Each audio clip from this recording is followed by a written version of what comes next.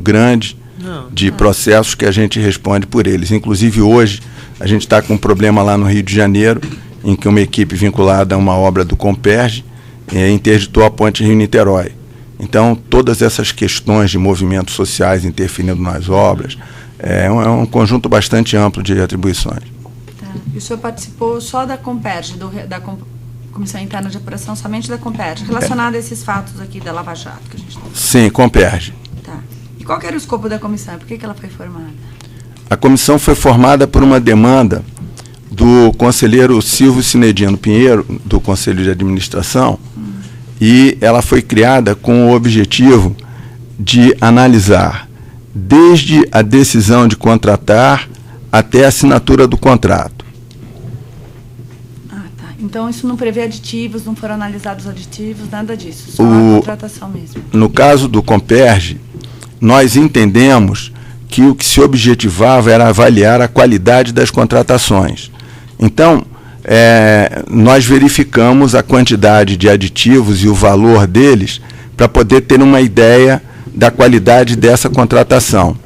Então, se tem uma contratação em que há mais de 50% de aditivo de valor e a gente tem 8, 10, 12 aditivos, significa que aquele contrato deixou a desejar.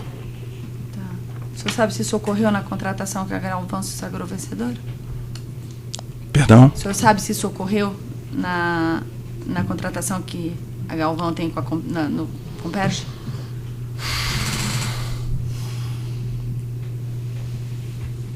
Não estou lembrando. Diante das conclusões do relatório, o senhor confirma o relatório primeiro? Confirmo. Tá. Diante das conclusões do relatório, é lícito afirmar que os prazos estabelecidos com base em planejamento regressivo eram irrealistas? Sim. Foi verificado pela comissão se os acessos terrestres para o canteiro de obra eram precários para transporte de equipamentos, urros, e os transportes de urros não haviam sido contratados? O que a comissão constatou é que havia uma defasagem no tempo para a contratação da estrada Urros, e esse foi um dos motivos de que os equipamentos de grande porte não chegassem ao seu destino no momento adequado. Também foi contratado o problema de acesso terrestre, canteiro de obra, dos empregados, essas coisas? Ou não chegou a ser constatado? Não, isso não fazia parte do escopo da comissão. O da estrada Urros a gente tomou conhecimento por força da defasagem no contrato. Isso impactou o atraso de obras? Isso eu não posso avaliar. Não foi visto isso? Não. Foi isso que gerou, que o senhor disse, hibernar as unidades industriais, ou isso também não comprometeu? A hibernação, ela teve algumas origens, sendo que no meu entendimento e no entendimento da comissão, a origem principal foi a questão da defasagem de 3 anos na contratação da unidade de geração de hidrogênio.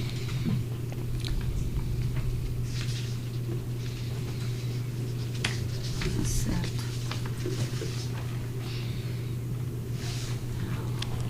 O senhor chegou a constatar se nos certames do UDAV, o CR, o HCC e HDT médios foram conduzidos sem que os projetos básicos e respectivos FIDs estivessem concluídos?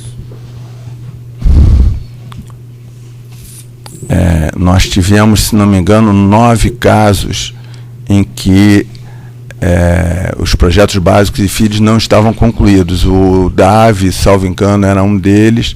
Agora não tenho de cabeça para lhe dizer quais eram os outros, só consultando o documento. No relatório da comissão, isso consta analisado, inclusive com a exibição de gráficos que expõem com clareza essa situação. Uhum. Dentre esses certames analisados pela comissão, o senhor sabe quais que a Galvão apresentou menor proposta? A Galvão se apresentou consorciada no QGGI e no QGIT, e ela foi convidada, salvo engano, para mais 4 ou 5 processos licitatórios. E nesses 2 que ela apresentou menor proposta, ela foi contratada para os 2? Sim. Ela não foi excluída por preço muito baixo? Pode ter ocorrido isso, sim, que eu me recordo de empresa que foi é excluída por preço baixo, mas ao que eu me recorde, a Galvão participou de 2 contratos, esses 2 que eu citei, o QGGI e o QGGI-D. O senhor analisou a licitação de Tubovias? Foi um dos contratos analisados, sim. Sabe dizer quem apresentou a menor proposta aqui? De cabeça, não. Tá. O senhor tem conhecimento de uma proposta da Galvão em que ela foi desclassificada e o TCU recomendou que fosse feito o contrato com ela? Não me recordo.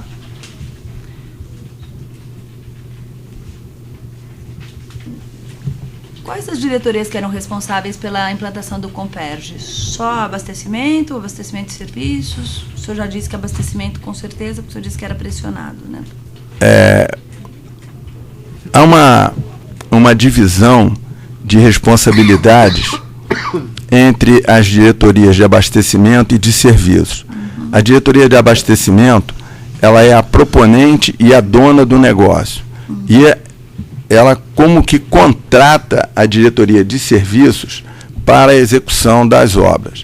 Então, a parte operacional, constituição de comissão de licitação, assinatura de contratos, todo o trabalho operacional é feito pela diretoria de serviços, cabendo à diretoria de abastecimento a definição dos projetos, dos orçamentos e das condições mais genéricas do projeto. Tá, nessa linha que o senhor disse de que a abastecimento contrata de serviço, me surgiu uma dúvida. Ela tem a obrigação também de rever aquilo? Como quando eu contrato um serviço para minha casa e vejo se o orçamento está extrapolando, questionar, eu tenho isso ou não necessariamente ocorre assim? Olha, senhora, isso foi uma questão que foi muito discutida na comissão e nós não chegamos a uma posição clara a respeito de até que ponto caberia à diretoria de abastecimento fiscalizar, vamos dizer, o trabalho executado pela diretoria de engenharia. O exemplo que a senhora deu é um exemplo que induz essa necessidade de fiscalização. Agora, o que a gente comenta, desculpem a expressão, é que havia uma bola dividida nessa responsabilidade. Tá certo. O senhor já citou Progef. O senhor poderia esclarecer o que é Progef? Perfeitamente. Ao nível do que eu aprendi na comissão. Na comissão, tá bom.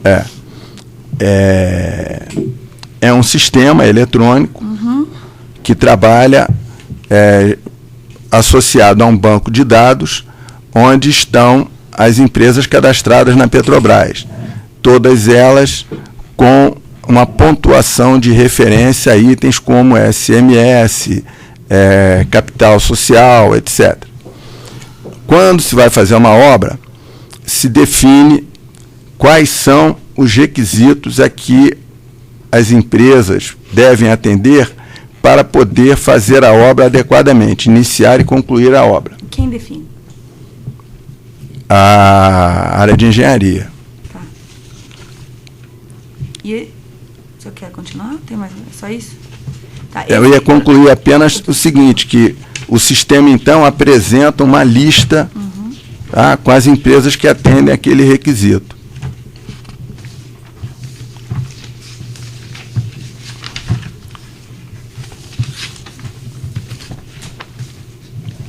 Na linha até de uma pergunta anterior, então, da defesa que foi feita, há um normativo da Petrobras que obriga o diretor a convidar todas as empresas que são selecionadas por esse sistema?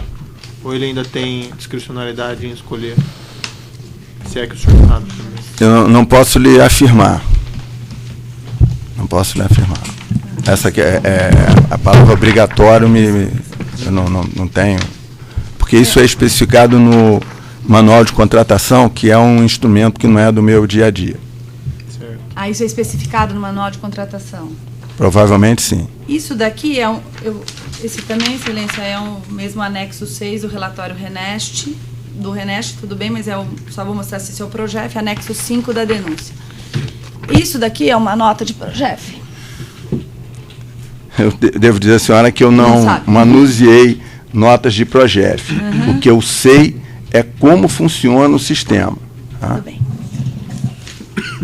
É que, para mim, para os procedimentos da comissão, entender conceitualmente o sistema era suficiente. Tá. Esse sistema aparece, esse projeto aparece por item? O senhor se recorda disso? Para contratar a estrada é um item X. Sim, não. Ao que eu entendi ao longo das entrevistas que nós fizemos na comissão, e foi daí que eu fiquei conhecendo o Progef, ao que eu entendi,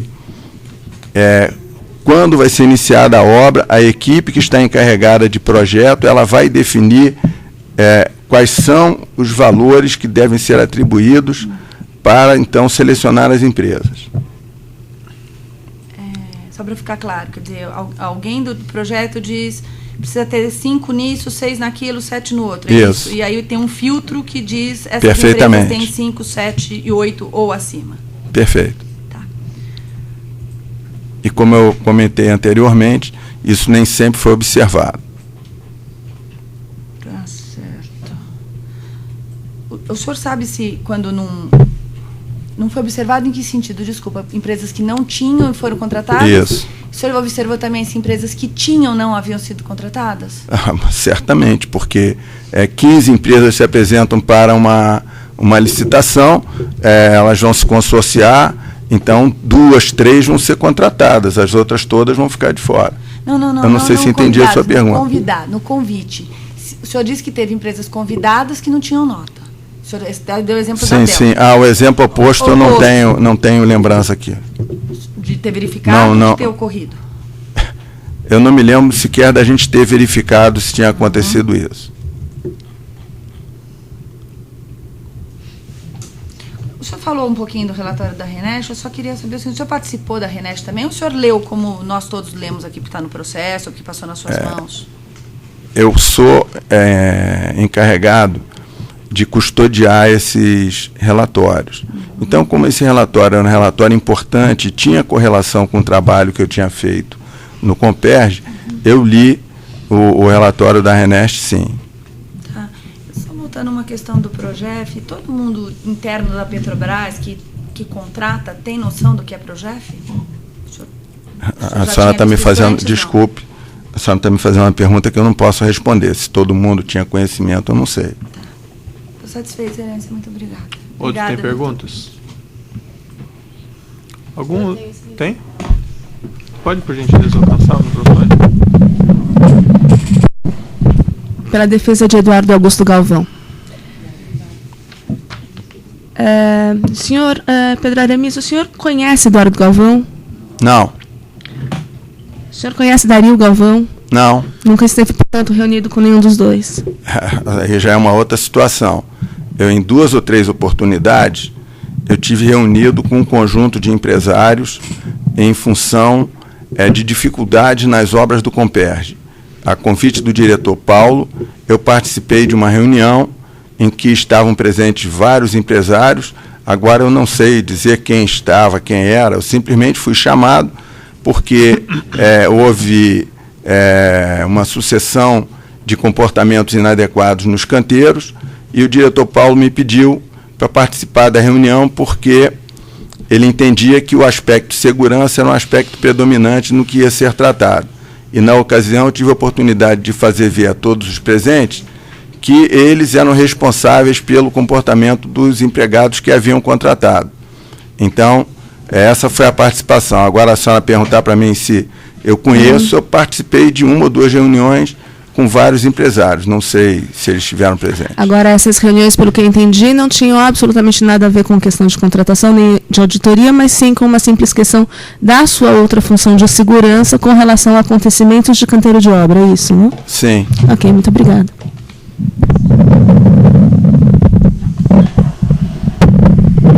Boa tarde. Boa tarde. Eu sabia se o senhor conhece o Jean Alberto Luz Castro?